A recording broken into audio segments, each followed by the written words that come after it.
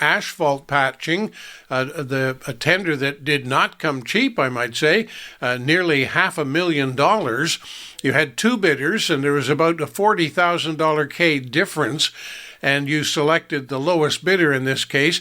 That's not policy, though, is it? Or is this just a classic case of, the lowest bid wins? Well, in most cases, yes, if they're a qualified bidder. I mean, that's the other thing, and certainly those two that put in their bids were qualified. Sometimes you'll see a difference of quotes simply because one is already pre-booked with a number of jobs while the other one hasn't got quite as much on the book. So that's a good thing. We're going to certainly take care of some of these water main breaks that we've had over the winter and all the patching that's required to fix them, along with, our special potholes that are throughout the town that got to be fixed. And boy, I don't care who you are. When you're driving along the streets and you hit a pothole, your teeth clench and you wish you had missed it. So you got to get it fixed. You're right. And I mean, I hit a pothole on one of your streets here in the winter. And I thought I did damage. I stopped and got out to check, and there was a man living in there with his dog in that pot. Yeah. Yeah. Back to the... Sorry, go ahead. No, I was just going to say, so that's, one decision I had to be made, and the sooner the better, right, in terms of getting things going for patching here in Amherst. On the question of lowest bidder again, I know how it works, of course, but when it comes to asphalt and applying asphalt, is there really any difference between who does it or what they put down? Because asphalt is asphalt, is it not? Well, sometimes it is, like 99% of the time, but there you get this odd time when a different product is used within the mix, and it certainly, you can see it on the road, the difference. Some other things that is the method they use to lay the asphalt. Sometimes you'll see these, I'll call them gaps between the new pavement and the old pavement, and I'm not fond of them. I like a smooth surface no matter where it is, so it's just in how they apply it. But the two bidders that bid on ours were both very qualified and usually do a great job. Well, if you don't like the gap between, you wouldn't like the number of streets in Pugwash then, because we now have many two-tone streets. You may not recall, but way back when the streets were first paved, there was a quarry that had what they call aggregate, or crushed rock and stone, that they use in paving, and it had a kind of pinkish color to it. And all the streets were the same, and you didn't even notice it. But when they did the water system in Pugwash, and it came time to pave over that part where they had ripped up those streets, it turns out that that quarry was no longer there. And the only options ended up with, I guess, more of the traditional black color stone. So now we have these pink and black streets in Pugwash. So if you don't like a little gap, you certainly wouldn't like the color Now, speaking of asphalt again, the patching job is $500,000, but you also added to your overall paving plan, adding nearly another $500,000 to pave parts of Queen and Park and South Albion streets. And again, paving does not come cheap, does it?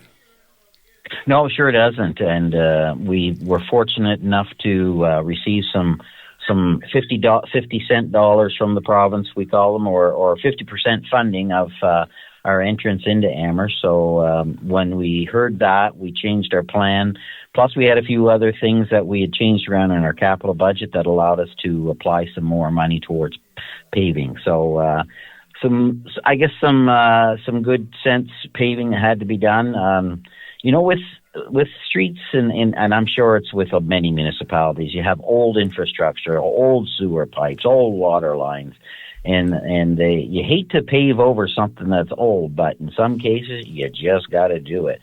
But Amherst has tried to make it that they do a complete rebuild of a street before they do a complete repave, but there's just not enough money to do that every time. So we've got to pick our battles, I guess, to when it comes to paving. Well, correct me if I'm wrong, but it seems to me I heard the new Prime Minister, Mark Carney, talking about how Canada's infrastructure, generally speaking, the cities, the towns, I mean, the sewer systems, for example, we easily, and water systems can easily go back 100 years. I look to the town of Oxford as an example, and they have all kinds of broken pipes, and it's a big problem.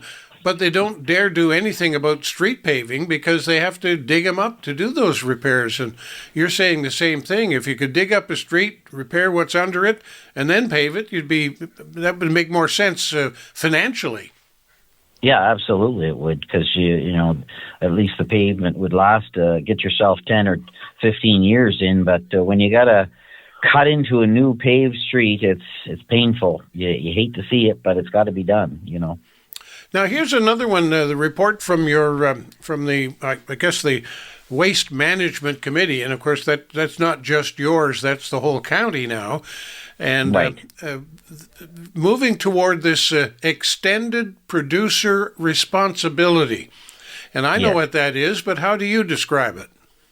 Well, basically, it's the producers have to pay for the service associated with collecting their products that they used in the packaging of the product. So in this case, they've come up with a company that represents them, and they're the ones who will pay the municipality for those products that were used or consumed and have to go into the waste stream. Now, having said that, this is not a new idea. And in many places, particularly in the West Coast in Canada, and more so the West Coast of the United States, California, they've taken it a step further, and I wonder if we're looking at another step to follow. But they really got upset with the idea of electronic waste. And the Nova Scotia solution is that when we buy something electronic, there's a tax on it when you buy it, that then covers you when you throw it away, when you take it to the recycling place or something. But in California, they put the onus on the company who made the product to have to be able to get rid of it when it comes to end of life. And you're talking about just the packaging part. But they're saying, if you buy a cell phone, and it comes time to throw it away, whoever you bought it from, Samsung, Apple, or whoever, they'd be responsible. And doesn't that make sense? Does to me. I absolutely agree. I mean, it's unbelievable the amount of electronics that's thrown out. And I think it certainly is the onus is on them to make the product and take care of the product through its life. Well, some of the reason it came about is partly myth and maybe true, and that is people today feel that products are made with a particular life expectancy in mind. And that, it used to be people would say, well, boy, they don't make fridges like they used to. I had one for 30 years, and I got a newfangled one, and it only lasted 3. And so part of the reason this came about is that legislators were believing that there might in fact be an intended life expectancy, that the makers were not making them as well so that you'd buy another one soon. And they thought for that was the main reason why they went against the manufacturers and said, we'll make you responsible for getting rid of it. But again, you go back to what you're talking about here is packaging. And some of the packaging is very ornate and involves foam, it involves cardboard, it involves all kinds of stuff. And right now, we as consumers, we throw it in the garbage, give it to you to take to the landfill. How do you charge them for that? Well, it's based on the number of stops, and they already have all the statistics in terms of tonnage. Over the past decade, or actually a little longer than that, 15 years. And so they can predict or at least give a good prediction of what the number of stops and the amount of weight that's going to be involved in it. And so they pay the municipalities X dollars per stop based on past performance. Now, if the producers are going to start paying, does that lighten the expense for us? Yes. Yes, absolutely. But hear me clear. It may lighten the expense for you and your council in your budget, Yes. But are you saying it will actually make a difference in our pockets as consumers? Oh, yeah. Well, no, I don't think it's going to make any difference. I haven't seen prices go down. All I see them is going up. Well, I don't mean in terms of buying it, but the cost of collecting our garbage and so on is a pretty hefty bill. And if you get paid by somebody else, can we see any of that get reflected in our taxes? Well, I think the only thing that in Amherst, for example, there is a service fee for collection. Of course, it's attached to your tax bill. And we wanted to, when we set the budget this year, we didn't have a number in terms of how much money we would get in revenue at the time. But we'll soon have a solid number that we can use, that we can determine what best to do with that funding as far as tax rate, whether it could, or the service fee, I should say, and whether it is adjusted downward, or is there something that could be enhanced as far as services. Interesting. Now, let's go back to another topic, development proposals. The town's on a building binge all over the place, it seems. I noticed one in particular for Victoria Street West. You were going to put up, I think, a number of buildings, and it sounded like a goodly number of options for new housing. It's only part of what you're doing in the town. Do you have any more you can add to that? Well, this particular developer has been building and renovating properties in Amherst now for a while, and he's been very successful at building and renovating homes that have really enhanced insulating factors and low cost energy to operate them. And he has proposed to build more units out in the West Victoria area. And that being said, there's been some folks that definitely aren't in support of it. And they voiced their concerns at committee as a whole in terms of what they feel is the concerns that they had. Now, last night, council, when they voted, there were those who voted against the development, but there were 4 that voted for. Of the 7 of us, there were 2 that voted against and 4 that voted for it, and 1 couldn't vote. One of the policies of any vote is that you have to attend the public participation opportunity in order to have a vote. So, unfortunately, that particular councillor couldn't make it to the public event, so therefore didn't have a vote. Now, that's only one. Of course, there are several other building operations developing. Is it just me, and I hesitate to say this, but is it just me looking at the drawings, the architectural drawings of the buildings proposed on Victoria Street West? I kind of got a funny feeling they look like, agricultural buildings, like a chicken house in a way. Is it just me?